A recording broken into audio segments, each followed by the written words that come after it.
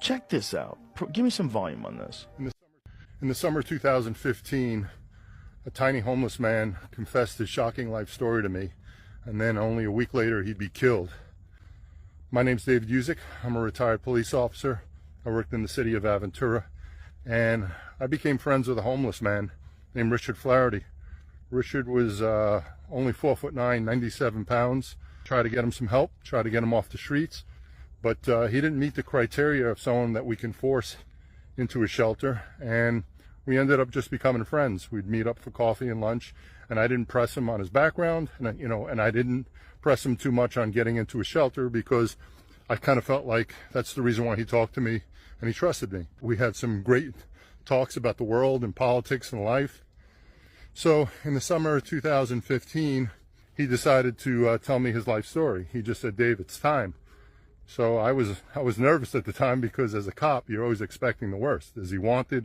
What is he going to tell me? So he said, I was the smallest man to ever serve in the U.S. military. I became an officer in the Army, a Green Beret captain in Special Forces. I served in Vietnam with the 101st Airborne and the 3rd Special Forces Group. They were based out of Thailand, and they were doing some missions into Cambodia and Burma. First thing I asked him is, well, how could you even get into the military? And he said that it took him 3 years of letter writing to obtain medical waivers to allow him just into basic. But he said he knew they didn't believe he'd even make it through basic. And that's what they told him. That's what the instructors told him. And the equipment was too big for him. Nothing fit. His leg length was so short that he had trouble. When they would do those long marches, he carried a backpack. He was 97 pounds, but he carried a backpack or rucksack. It's probably about 60 or 70 pounds, so it's pretty remarkable. He jumped out of airplanes, and they used to have to strap extra weights onto him to help his descent. Otherwise, he'd just float off and hang out in the air too long. When he was with the 101st Airborne, one of his first tests as a platoon leader was during the Tet Offensive. He was there maybe a couple of weeks, and then the Tet Offensive started in 1968, and his unit was sent to the outskirts of Hue. So that's where he got battle tested. From there, he went back to the U.S., went to Special Forces School with the 3rd Special Forces Group. At the end of his 2 tours, he had Silver Star, 2 Bronze Stars, and 2 Purple Hearts, among a whole bunch of other medals and commendations he received. He was forced out of the military in a thing called the RIF, the Reduction of Force. I guess this was 1971, 72. The government was downsizing the military, and the first guys who get the boot are the officers. So they would make his life miserable, make him pick up garbage. They wouldn't renew his contract, and eventually, he wanted to spend his life in the military. Disappointingly, he left. He went into kind of the murky world of private contract work, military contract work, working as an advisor in Rhodesia and some other countries in Africa. At that point in time, he started getting picked up as a private contractor by the CIA to just do some other missions. All those things were true. I investigated all those things. I found witnesses to corroborate his stories. And, sadly, he got killed a week later. When he was telling me the story that he wants me to try to get his cautionary tale out to the world, his thought was he really wanted to explain the importance of the transition from war back into civilian life. So he kind of wanted me to use his story as a cautionary tale for the next guys. Obviously with the Iraq War and the Afghanistan War, that's something he was interested in helping. At that time, I thought I was going to just, collect the information and then find a real documentary filmmaker or writer to handle it. I didn't know Richard was going to be killed, and I didn't know nobody wanted to help me with the project. So I did it on my own, did the best I could to tell his life story. I made a promise to the man I'd get it out to the world, and this is Richard's life story.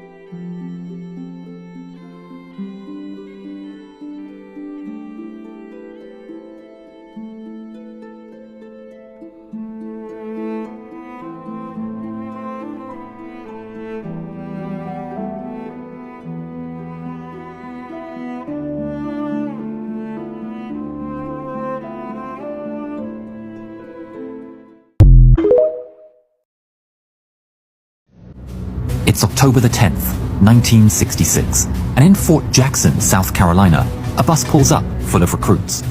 One by one, the strapping young men exit the bus, hurried along by a drill instructor, shouting insults at them. They're in the army now. The young men line up outside the bus, all the while being barked at by the drill sergeant. It's a tried and tested routine to start to mold these young boys into men of steel. As the drill sergeant walks along the line, he notices something wrong. He was aware that these men were young. Are they sending children now? At the end of the line is Richard J. Flaherty. At 4'9" or 145 centimeters at a stretch, he was tiny compared to the others. The drill sergeant, Baker, marches Flaherty to the captain's office. "Sir, you have got to fix this. This has got to be a joke. He's going to get himself, or worse, get someone else killed." Flaherty jumped in. "Give me a chance. I can take it. Whatever you throw at me." "Was I talking to you, boy?" The captain jumped in. "Sergeant, if you can't break him, you're going to have to keep him." And with that, the discussion was over. Sergeant Baker knew what he had to do. What followed was weeks of bullying from the fellow recruits. "Dwarf! Leprechaun! Private Mighty Mouse!" No one wanted to have to rely on this short man to pull them injured out of a firefight, and a rather large fellow named Charlie Skaggs took the lead in trying to convince Flaherty that he should choose another career option. Flaherty was super fit. What he lacked in stature, he more than made up for in muscle and determination. Anything the army could throw at him, he excelled at. Other than his height, he was a model recruit. The drill sergeant had one more chance to break Flaherty, hand-to-hand combat training. The men paired up to practice fighting techniques. Flaherty was assigned Charlie Skaggs. "I'm gonna snap your neck like a chicken bone." The sergeant blew the whistle, and Flaherty leapt into action. Taking Skaggs by surprise, with his speed and agility, Flaherty was a blur of punches and slaps. Aiming for his groin and his eyes, his knees, anything soft, Flaherty deftly struck out and avoided Skaggs, who seemed to be like a lumbering giant compared to this small, ferocious creature that was wheeling and punching and kicking like a demon. The other men stopped and watched the incredible display. Skaggs roared with pain and managed to grab the diminutive Flaherty. At this point, everyone was cheering for Flaherty. Skaggs pounded the man repeatedly to the ground, the weight difference proving too much of a disadvantage. Thwump, thwump, as his body hit the ground. Somehow, Flaherty managed to roll away. Both men are injured now, but the melee continues. Both men trade blows, punches, kicks. Neither man gives ground, neither man gives quarter. The drill sergeant blew the whistle. The two gladiators looked at each other as equals. They shook hands and became firm friends. No one ever questioned Flaherty's right to be in the forces again. 1.5 years later, on April the 19th, 1968, Flaherty is now a lieutenant in the 501st Infantry Regiment of the 101st Airborne Division, deep in the lush jungles of Vietnam. He's a platoon leader in Operation Delaware, a push to sever a crucial supply line of the Viet Cong. The platoon are silently snaking through the thick jungle when the point man at front makes a signal that something is up. Everyone freezes. Suddenly, all hell breaks loose as a rocket-propelled grenade comes whooshing towards the Americans, taking out the point man. It's followed by an eruption of AK-47 fire. More rockets come flying past, shredding trees and jungles as Flaherty and his platoon duck and cover into the floor of the muddy jungle. Flaherty grabs 3 grenades and makes his way towards the front of the platoon, under heavy fire. They're pinned down by a bunker and have to flank the enemy or get torn to pieces. He gives the grenades to one of his men at the head of the platoon, ordering him to lob one at the enemy every 30 seconds. While gathering the men for an assault, a hail of RPGs comes in, throwing Flaherty through the air. Knocked unconscious, he's hit with shrapnel in the head.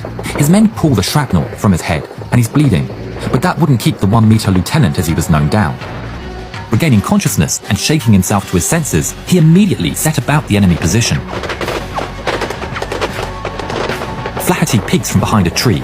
The enemy bunker is nestled in between the trees. Its heavy walls and clear lines of fire make assaulting it frontally almost certain death. Taking stock of the situation, he realizes that the platoon is in a tough spot. They have a 90mm M67 recoilless rifle that resembles a bazooka. He orders his men to let loose 3 rounds every 10 seconds and then wait 1 minute so the rifle doesn't overheat. He slaps a fresh magazine in and sprints up an incline towards the bunker. He's immediately spotted and draws all the fire from the Vietnamese. The jungle crumples around him as he sprints across the line of fire. A bullet catches him on the heel of his boot, sending him sprawling. But he's up again before the enemy can get him and gets safely to cover. In the meantime, two men jump up, one carrying the M67, the other carrying ammunition, and they take position behind a tree trunk. The rifle hits and dirt is thrown up.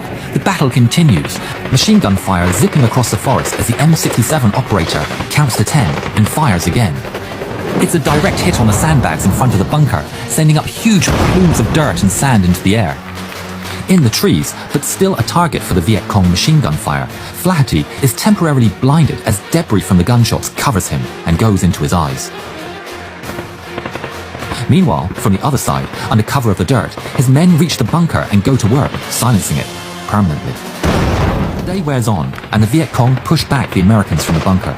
There's confusion, and unbeknownst to Flaherty, a squad gets trapped.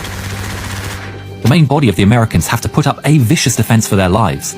They set up a perimeter using claymores and tripwires, but AK-47 fire has them eating dirt. More than 15 men are injured, and the medic is doing all he can. They need an evacuation, or artillery support, preferably both. But the firefight is too hot for extraction, and while the fight is going on, Flaherty realizes with dread that a squad of men are missing outside of the perimeter, meaning that they can't call in artillery. As night falls, the battle abates, but the Americans know they may not see the morning. The Vietnamese sneak in under cover of darkness and expertly disable the booby traps. Flaherty knows they won't survive if they just carry on like this. They have to get the missing squad and call in support. Searching the fallen Vietnamese soldiers, they manage to find a small uniform. It's still too big for him, but he has to make do and isn't about to give up on the rescue for something as trivial as ill-fitting clothes. On top of the uniform, he also takes a captured AK-47 as his only weapon. Smudging his face with mud and pulling his helmet down low, Flaherty looks back at his men and orders them to stay put. "I'll be back." He crawls out past the perimeter, finds one of the fallen Vietnamese, grabs him, and starts to drag him towards the enemy. Walking closer, the Vietnamese shout encouragement as he drags the fallen man into the enemy lines. The disguise was working. He leaves the body and starts to move through the camp, searching for his men. Heading for the site of the earlier battle, he finds the destroyed bunker deserted. There are piles of fallen, but was that a movement? Flaherty takes a chance and in the darkness whispers the password. "Purple haze! Purple haze!" A shape calls back the response. "Goofy grape! Goofy grape!" He'd found 3 of the men. They go from crater to crater. "Purple haze! Purple haze!" Eventually, the whispered response. "Goofy grape!" 7 men are found. The platoon are around 150 meters away, but the enemy are even closer. They need to be very careful. They get as close as they can, then the men jump up and make a run for the perimeter, all the while shouting, "Purple haze! Purple haze!" so they don't get shot by their own men. The Viet Cong know they've been fooled and unleash hell. 6 men make it across the perimeter, including Flaherty, who at that point immediately orders the artillery fire. There's a distant boom, and then a whoomph as the Viet Cong positions erupt as howitzer fire finds its target. The following morning, 5 helicopters fly into a scene of devastation, but Flaherty has saved his platoon. He would go on to serve 13 months in Vietnam, earning him a Silver Star for his actions on that day. He became known famously as the Giant Killer. He continued to serve after his tour, earning a Green Beret and being deployed to Thailand to train Thai units in counterinsurgency. During this training, he would earn himself 2 Bronze Stars and 2 Purple Hearts. He was honorably discharged from the army in 1971 due to budget cuts and retired to civilian life, at least officially. But unofficially, the Giant Killer was far from done. He got involved in several wars, became a CIA agent, taking part in drug busts as well as smuggling weapons to militias in Nicaragua. But his action-packed life would come to an end when he was sent to prison for possessing silencers, after which he would end up homeless and remain so for the rest of his life. Sometime in the early 2000s, he befriended a Miami police officer by the name of David Yuzuk, to whom he shared his stories. Yuzuk wrote a book on Richard called Giant Killer. When agreeing to tell his story, he said, "If they ever make a movie about my life, I want Brad Pitt to play me, and my quote is 3 million. In 2015, at 3 a.m. while crossing the road, Richard J. Flaherty, the decorated American hero, was knocked over by a car in a hit-and-run incident. He was aged 69.